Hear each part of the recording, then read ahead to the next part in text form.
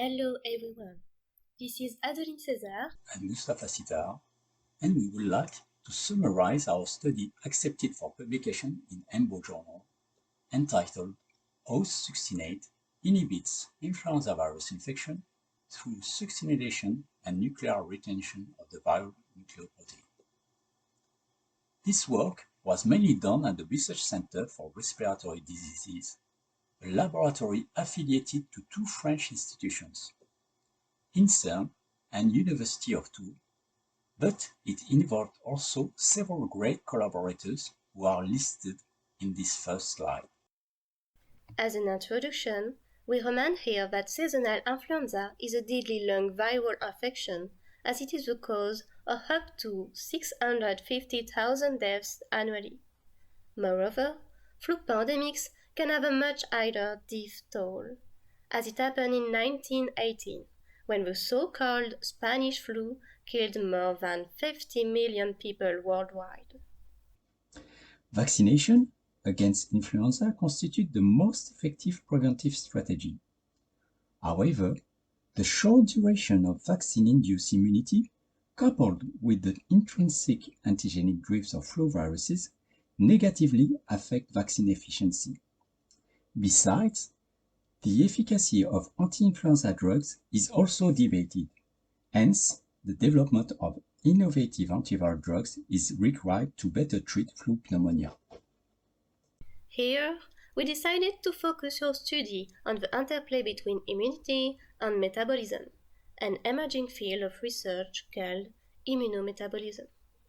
Indeed, accumulated data demonstrated that metabolic pathways and metabokines may promote antimicrobial activity and also regulate the response of multiple immune cells such as lymphocytes, dendritic cells, or macrophages. In our EMBO Journal publication, we first reveal that in the respiratory fluids of critically ill patients with influenza infection, as well as in flu-infected mice, the level of succinate, a Krebs cycle-derived metabolite, is significantly higher. When we wondered what could be the potential role of succinate in this context, we found in vitro as well as in vivo that succinate has a major anti-influenza activity. Then, we aimed at deciphering what could be the underlying antiviral mechanism of succinate. To do so, we studied succinate impact on the major stages of the influenza virus replication cycle. This drawing reminds that after entry, the virus cycle starts by the transcription of viral messenger RNAs that further serve as a template for the translation of viral proteins. Next, the new synthesized viral ribonucleoproteins have to be transported across the nuclear membrane onto the cytoplasm and be packaged into new virons. Interestingly, we first observed that succinate inhibits the production and release of viral particles. And we further observed that succinate does not impair viral messenger RNAs and protein expression, but it induces a nuclear retention of the viral nucleoprotein, a major component of the ribonucleoprotein complex. We further questioned what could be the underlying molecular mechanism. As a precursor of succinyl coenzyme A, succinate can promote post-translational modification via succinylation on lysine residues.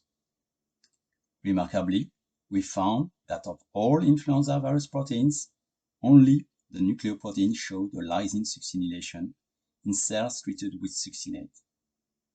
Moreover, this succinylation occurred at a unique residue of the nucleoprotein, at the highly conserved lysine number 87.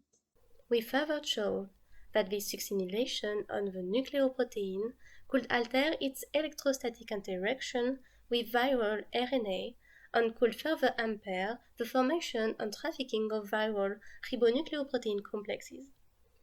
Overall, this post-translational modification contributes to the disruption of the influenza virus replication cycle.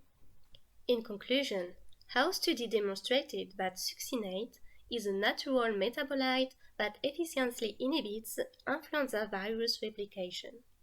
This major finding opens up new avenues for improved treatment of influenza pneumonia.